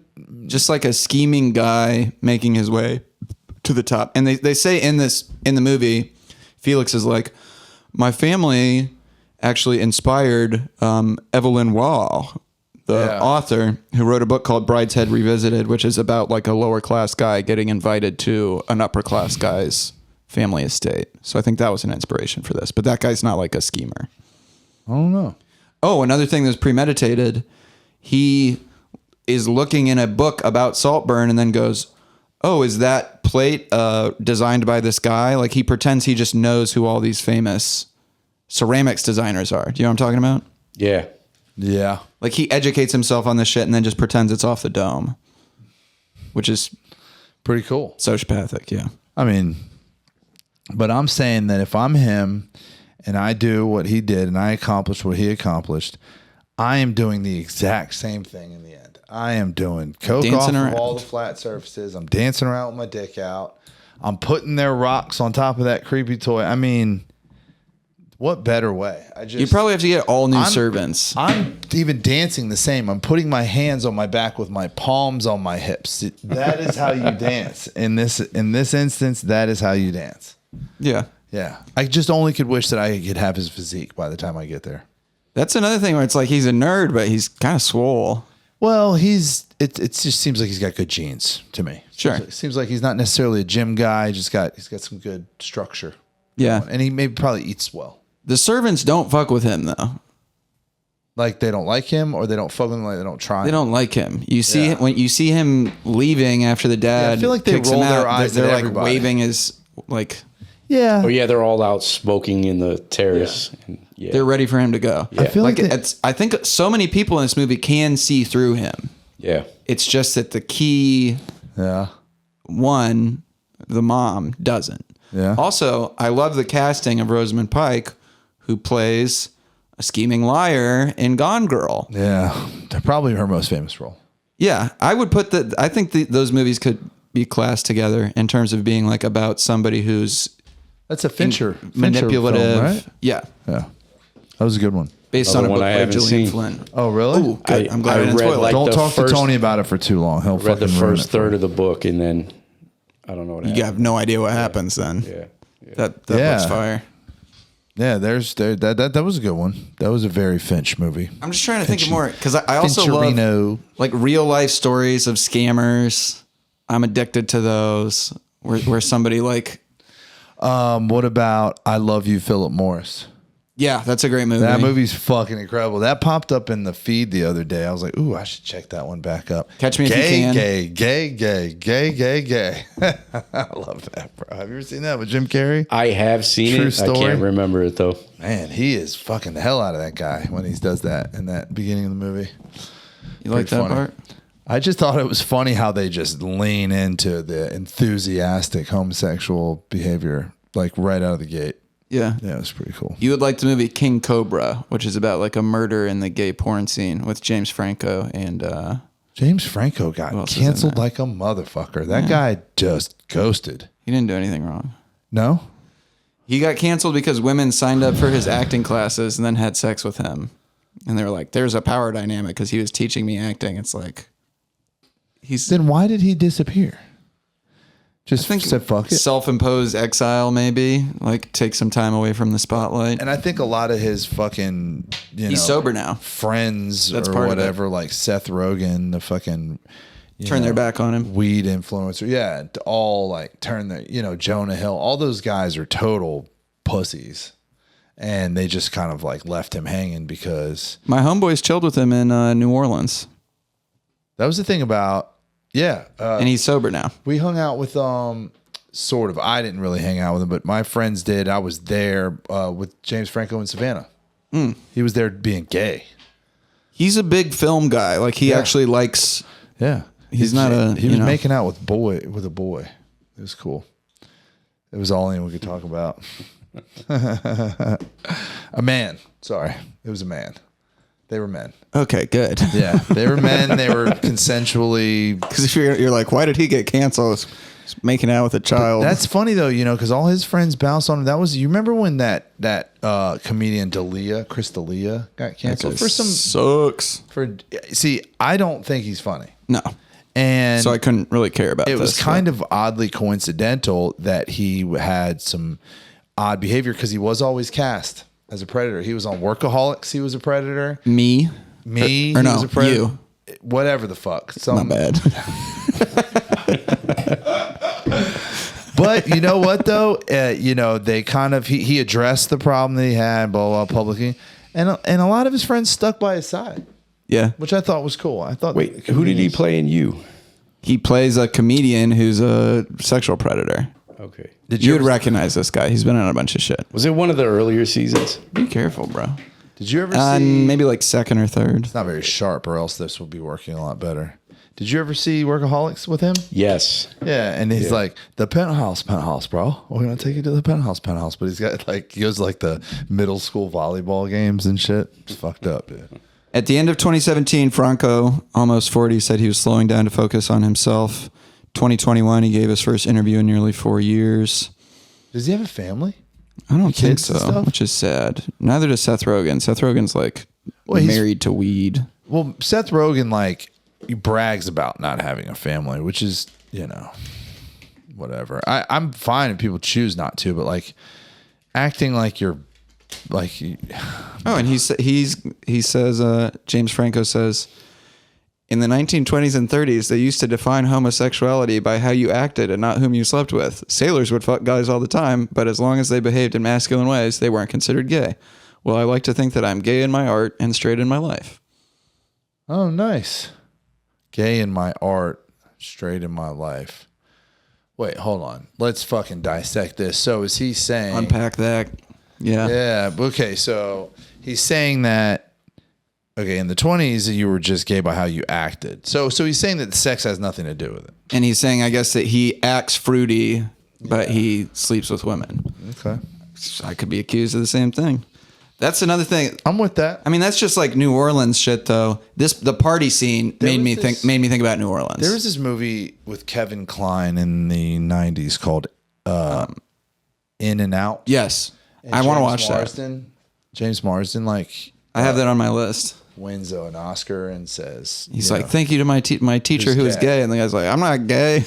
And then so throughout the movie, the guy loves show tunes. He loves macrame. He loves all these things that are gay. No, that's the thing, is he doesn't like dick. But then he finds out he does. He finds out he's gay. But it's like they conflate the two things. And I'm like, listen, I fucking hate the ethos of that movie. That if I've never seen you it. enjoy ballet and enjoy Sound of Music and enjoy all of these gay things, that you automatically also like to, and partake in homosexual behavior. I love a lot of gay shit, except for vaping. Vaping is the only gay thing I don't do. Okay, and actual homosexuality. Dude, he might be canceled, bro. So is that the premise of this In and Out movie? Like the whole movie, he loves all these like quote unquote Things, gay and then things. and then he realizes And at the that end, means the that he's twist gay. is, Yeah. so he realizes he's gay, or He's he thinks dating he a has woman. to- He's he has- married. or he thinks he has to be gay because he likes all these things. The thing is that he comes to terms with the fact that he's gay, and the idea of the movie is that like your sexuality is determined initially by the things that you like, and then if you take care of your fucking hygiene and have a nice haircut and dress well and know how to fucking match clothes, that means you're. Let me tell you something. Metrosexual. James fucking Bond knows how to dress. Okay, Right. James Bond Is gay. Loves the opera. That's gonna Knows be how the to new dance. James Bond. They're gonna make James Bond woke. He's gonna be gay. My name's James. James Bond. Shake it, not Shake stir. it, shake it, Shake for me, it. girl. Do not you stir in that thing. Espresso martini. But I've always, so we went and did Rocky Horror, and I dressed up like Frankfurter, and this old lady, I was the only Frankfurter there, and this old lady was like, "You need to dance for this scene." And I was like, fuck I got a you. video of it. It's great. And I was like, fuck you, lady. And then she was like, no, for real. You And I didn't was say like, fuck you. I was just like, I don't want to do this. This is not my thing. And then I got up there, and I was Frankfurter in the gown, the surgeon's gown. Right. But the scene was the introduction to Frankfurter, so I decided to lean in. And I had a moment of absolute gayness. And I pulled the gown off, and I had little shorts and a tank top on and fishnets, and I did the dance in front of 50, 60 people or something like that. And it was the gayest thing I could have done. God, I wish I could have been there for that. I got a video of it. But I went home to my wife, and we had fucking incredible sex. Yeah. Heterosexual. Now, see, I went to Rocky Horror this year as well. First time ever seeing it. Yeah. It was a great experience. Fun. My buddy John, who is like the straightest dude you can ever meet, was Dr. Frankenfurter. And like, he's obsessed. He go. loves this movie. It's really great to be able to recognize femininity as a Yes. part of everyone has duality. Duality. Doesn't make you. You got the Masculine and animus feminine. and the anima. Yeah. Part of the probably know 7 plenty. Hermetic principles. Okay. For sure. Once we can. I don't know about what's that all about. Damn. Damn. There's a book called The Kabbalion, which breaks it down. But The Kabbalion? Hermestes, wait. William Walker Atkinson. It was written in like 1900, but it's about these ancient Hermetic principles. Who was Hermes Trismegistus was like his Greek name. He had an Egyptian name as well, but he had like these 7 principles of the universe. It's a great book. As above, so below. Yes, Nothing one of rests, the everything principles. moves, everything vibrates. I'm gonna. yes, it's great, man. Yeah. Kabbalah or just Kabbalah? Kabbalion, Different thing. Kybalion, the Kabbalion. Gender is in everything. Everything has its masculine and feminine principles. Gender manifests on all planes. I'm with this. I'm with this. Yeah. Let's get this book. Let's pull that up cool on book. Amazon. This is my type of shit. It's esoteric, Yeah, crazy sure. teachings. Yeah, So I'm do with you want to know what James Franco did? Sure. In 2014, a 17-year-old girl posted screenshots of messages between her and Franco on Instagram. He was 35 and tried to meet her in a hotel room after she told him she was 17. He sent multiple pictures of himself to prove his real identity. I remember this, and it's just like selfies of like clearly drunk James Franco being like, yo, let's chill. That's funny. And he didn't really get canceled after that, but then he wears a Time's Up pin in 2018 during Me Too.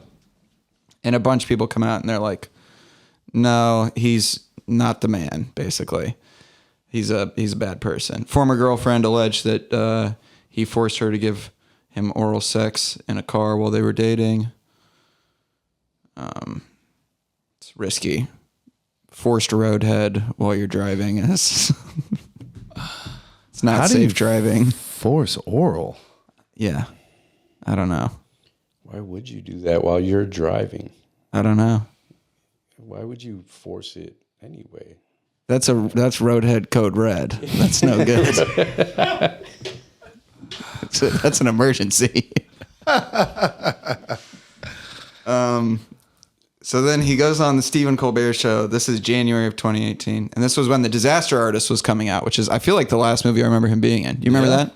Yeah, great movie based on the fucking what was it called? The Room. The Room. Not to be confused with Room. It was a great movie. Yeah. Room with Brie Larson. Yeah, God, that movie's fucking. The Room is great too, man. Yeah, I mean, so bad it's good type thing. Yeah. Yeah. I ended up watching it. I got into the whole Disaster Artist. Oh, hi, Mark. Yeah. I love it, but Tommy Wiseau's a New Orleans guy too. I feel You like see him for me around all the that was time. actually the end of my love affair with that whole group of guys. I never really fucking dug anything Seth Rogen's done since then. Interesting. Yeah, and So then in January 2018, this is always how this happens also, is that there will be one allegation from somebody, and then it's like, this is a windfall. like 3 days later. The LA Times reports that 5 women are accusing him of inappropriate or sexually exploitative behavior while he was their acting teacher or mentor. So my thing is like, if you had an issue with this, why did you not come forward until there was already a media shitstorm about this guy? Yeah. Well, I think the counter argument to that is you were afraid until you knew that there were other people. That's a valid point. Yeah. Right. So Especially if they're trying to get into acting too, you know. yeah. Sure. To come out with something that then isn't substantiated. Yeah. Yeah. Yeah. Exactly. I mean, They flip it around on you like you're making this up. You're making this to be more than it is. Certainly. James Franco ain't that dude.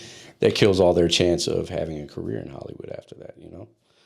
I Yeah. think there would be a lot of fear of that. And that's going back to the Emerald Fennel movie, I was just going to say. Promising Young Woman, you know? Yeah, there's this whole culture around people that, won't give rape allegations a shot. Yeah. For like a myriad of like really uncool reasons. Right. And it can fucking ruin somebody's life just trying to speak up, Yeah. which is a bummer. And so when someone else does, then you feel like, oh, okay, maybe I could too, I was thinking about stuff that ties those two movies together. Yeah. One thing is just like these scenes of intense awkwardness, know, her confronting somebody and being like, you thought I was drunk and you were about to rape me essentially, and I'm not. There's also the scene where the guy kills her is just so long and brutal and difficult to watch that there's certain parts of Saltburn that remind me of that, I guess. Yeah. I mean, I feel like, Promising Young Woman is like, just, you can see the gears grinding. It's a good movie, but it is not anything because you see this sort of set design and the aesthetic of Promising Young Woman is this like, like that coffee shop that she works in is put together really well. Yeah. And then the nightclub shit, it really hits it. Like you really feel like you're in a grimy nightclub. That opening scene with like the khaki pants and all that. Like she's really good at building aesthetic, but it's in its infancy. And then you get to Saltburn and it's like, God damn, she's perfecting. It seems like a sophomore album almost, you know, like a band that's really fucking swinging for the fence and nailing it, you know. And that's the thing about sophomore albums. They're famously either huge credit. There's the sophomore slump is a famous thing. Yeah, because you have your whole life to write your first one, and then your second one you have 2 years. Second one, there's expectation. A lot of artists fucking fall, and then a lot of artists, you know, and then other artists can like really kind of like grow, you know, because you either find your voice or you don't, and you lean in. It seems like Promising a Woman is her finding her voice, and then it'd be interesting to see. And it's funny because Wuthering Heights seems like such a third movie attempt. It seems like a very big, grand. Yeah, attempt. she's got a budget for this one. Yeah, have you seen the poster? Margot Robbie was a producer on Saltburn, by the way. Oh, I didn't know that. Yeah, I saw that in the credits. So Wasn't she a producer on Promising Young Woman as well? I wouldn't be surprised. She might have been. She's been I think it was producing done through for a her while. production company. Yeah, I don't she know if got she's really credited involved. with it, but yeah. I feel like her and Emerald Fennell are fucking homies, probably. Yeah. One of the things I loved about both movies was the death scenes at the end. The first movie, we were just talking about it, you know. That's like more realistic of how you smother somebody with a pillow. That shit's like prolonged. I fucking hate that You know, scene, bro. and you talked about it earlier, yanking the tube, yanking the breathing tube out. You see how long it is, you know? Yeah, like it yeah, just, like, you see how whips long around. it is. Like there's sound effects with it, and then she's like flopping and convulsing on the bed before she actually dies. And I feel like other movies that have done those type of scenes, they're just like they try to get it over with as quick as possible. You know, it's just like here's what it is. Now they're dead. Him also, he's on top of her after that, and then there's this like darkly comedic thing where he's like trying to put her arms around him. Yeah. Just flopping up her.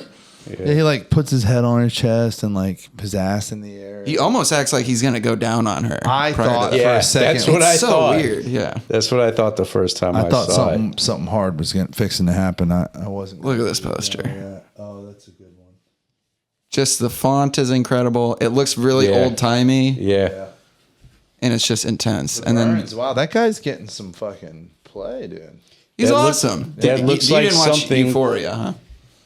No, I was told not to watch that. I'm morally conflicted about it. Yeah, I was told not because the time it was very popular. Not when it was being created at first, but when it was very popular, I went to go watch it, and somebody said, "Don't watch that if you have a daughter." I was like, "All right." Yeah, it's a bunch of people that are supposed to be in high school, and they're all naked and doing drugs. I'm good on that. But his character in that, he plays this like he's like quarterback of the football team, and he's just like a malignant, narcissistic, violent freak, and that was kind of his breakout thing. He was also in a Netflix series called The Kissing Booth, where he's just like a normal hunk romantic really? comedy thing. Yeah, Oh, nice. I love that. I know. I'm rooting for him. He's 6'5". Nice. You've said that a couple times. My bad. I'm 6'3" myself. My sister is 6'5". Yeah, man, that's good. Tall people are cool, man. You know, Matt McCusker said we have a that- hard time in the world. Yeah, no. Matt McCusker said that tall people on average make more money. It's true. Yeah, there's a pay gap. Really? Tall people apparently. I don't know. I don't believe that shit. But Height privilege, yeah, but I'm not a height supremacist. You know what I'm More saying? like basketball player tall, though. Thank you. I try to look out for short people. When women are bad mouthing short men, I'm like, stop that. That's rude. That you might as well be racist. Well, Something that they have no control over. We're all very impressed by your altruism, Tony. Thank you. My tall truism. Oh, fucking saying. You just keep those in your back pocket, dude. No, just kind of off the dome. Okay. It's like an AI, but for humor. Yeah. You just give him an It's input and he spits impressive. out fun. Yeah, immediately. Have you seen the Bagel Boss video? No. This was a video that went viral a couple years ago, and it's like a very short man in a bagel place in New York, and he's just yelling about like, Oh, I've God. seen oh this. yeah, like Yes. how women tell you to kill yourself on dating apps because you're short, like that. And he throws the bagel on the ground, and then That's he's like funny. talking shit to this big guy, and the big guy just tackles him. There's this That's what people are being driven to by this discourse. This is our segment of our new segment of the podcast where we go over funny internet videos we've been saying. Because You're going to talk about a fish barcode again? Oh yes, please like and subscribe. Don't forget like and subscribe. That's a fish barcode on Instagram. That's a fish barcode. That's not a bar. That's not LA Fitness. That's a fish barcode. And then they slow. Oh my god, I gotta go watch that. What It is is this? very funny. It's a very funny video of it's a guy that was just going around with a fish, like a fish that from the supermarket with a barcode on it, and using it to scan in different scenarios to see, the response he would get from the storekeeper. And in one instance, There's a lot of stuff where it'll beep Yeah. if you just scan a barcode. just any barcode, Right. it just beep. And so he goes into the LA Fitness. It's actually the one that's on Northdale, Mabry, and Van Dyke. Okay. And So this is a local guy? and there's this really Gotta meet him. really We gotta have attractive. him on the pod. Yeah, let's get him on, dude. That would be funny. We've been shouting him out for a while. So there's this like really attractive, sort of middle-aged Thai lady behind the Are desk, you eyeballing that she's Thai? or whatever. Just she's Asian, and Sure. I get Thai vibes, Okay. Respect. and They all look the same to me. I'm sorry. Yeah. Well, Thai, I don't know. Thai seem to be a little bit more round faced and darker skinned usually. Yeah. Vietnamese people are lighter toned. Chinese people have big heads. I know they can tell the difference. I don't know. Like I mix they'll them be up. like, I'm not Vietnamese. Like they're really mad if you get the wrong thing. Yeah, I mixed them up before, but I also went to this school when I lived in San Francisco that was a tech school called Thurgood Marshall, and there was like literally 1,100 kids in the school, 5 white kids. Yeah. And also maybe like 100 black kids. It was all Asians and Hispanic people. It's San Francisco. Well, let's So see. We had built a railroad. I had a little more experience. But anyway, she takes her job real fucking serious. And she's like, hey, buddy, that is not a fucking LA Fitness barcode. That is a fish barcode. And then they slow the reel down and she goes, that's a fish barcode. And then she goes to this other Asian guy who's happened Just to a be gym patron. just a gym patron happened to be walking in front of this guy in line. And she's like, sir, look at what he's doing. And then the camera like zooms in on him and he's just like, leave me out of this, bitch. It's like the best fucking frozen face. It's great also. Yeah, and I watch it almost If I every can day. dissect this even further, the guy who's doing it just acts confused. he like looks down at the fish and goes,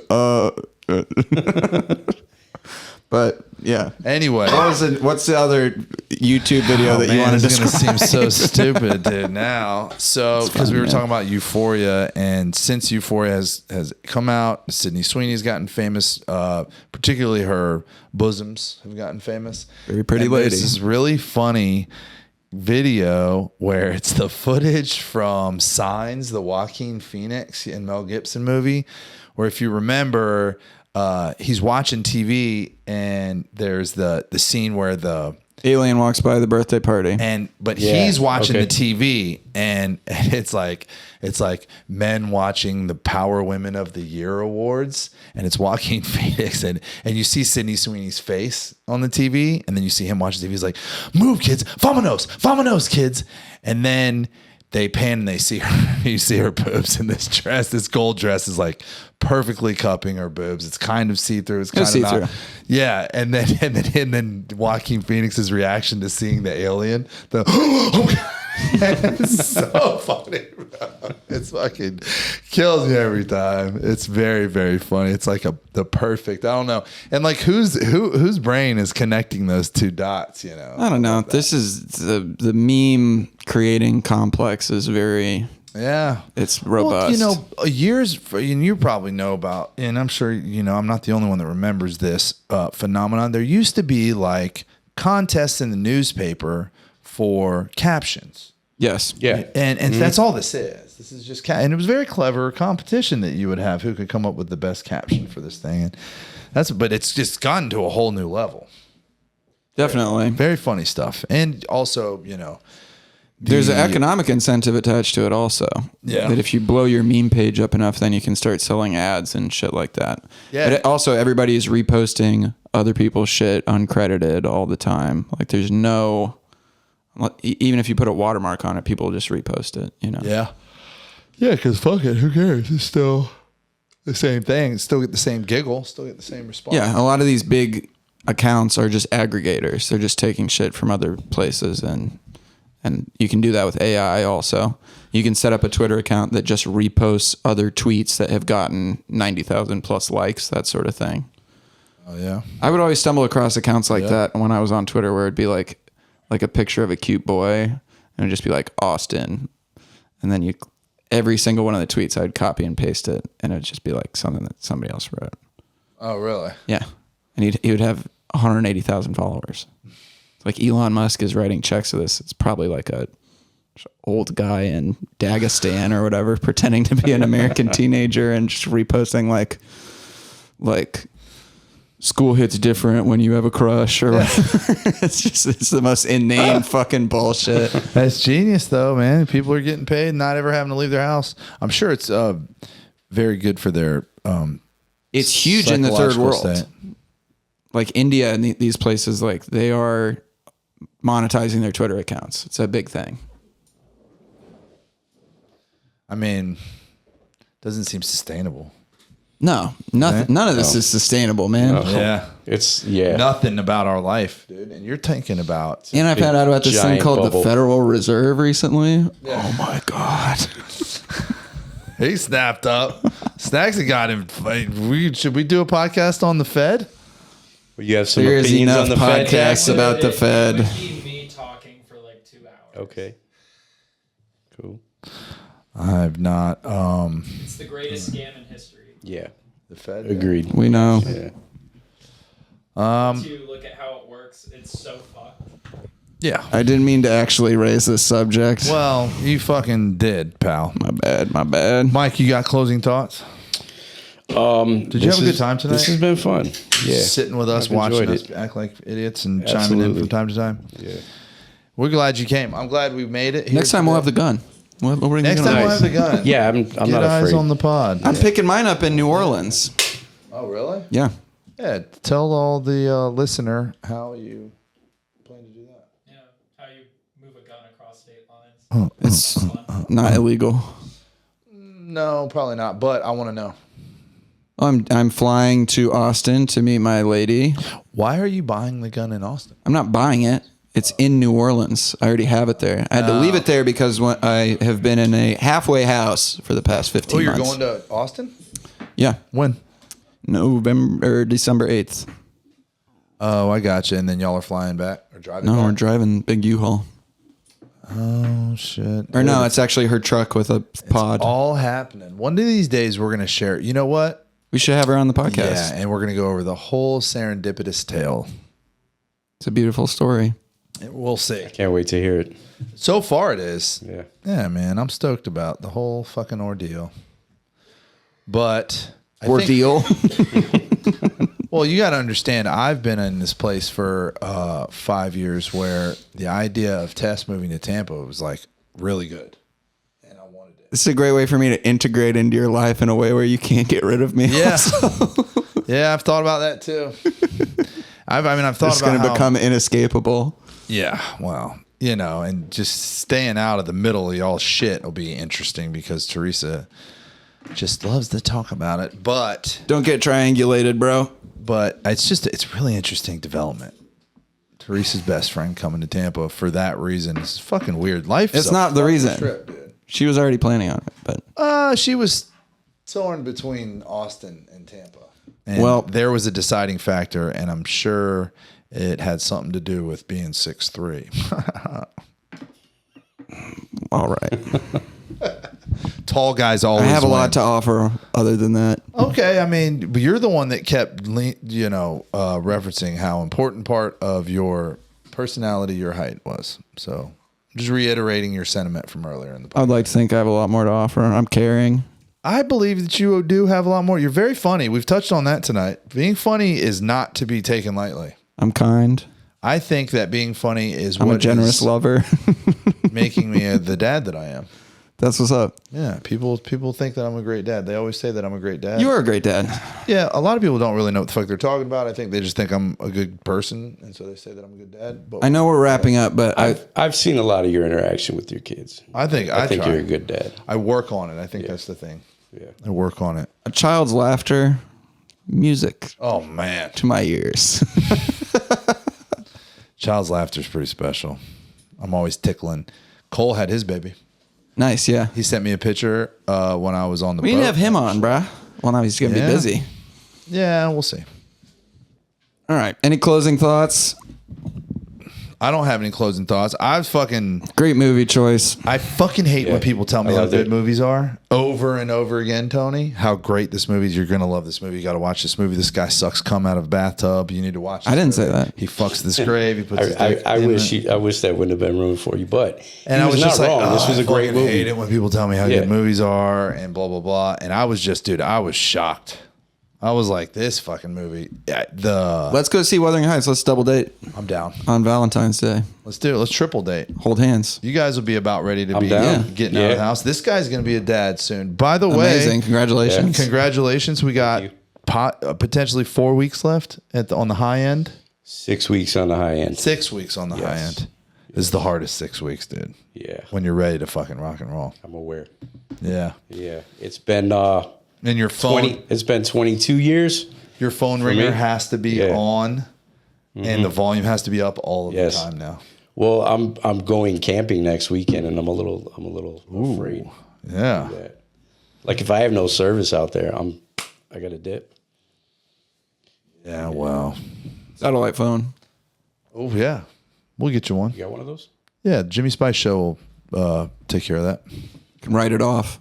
Sure. We need to get an LLC. All right, let's shut this down. All right, Next thanks, week, I guys. want to talk about how dinosaurs aren't real. Fucking A. I'm just going to say that. Oh yeah. All right, peace.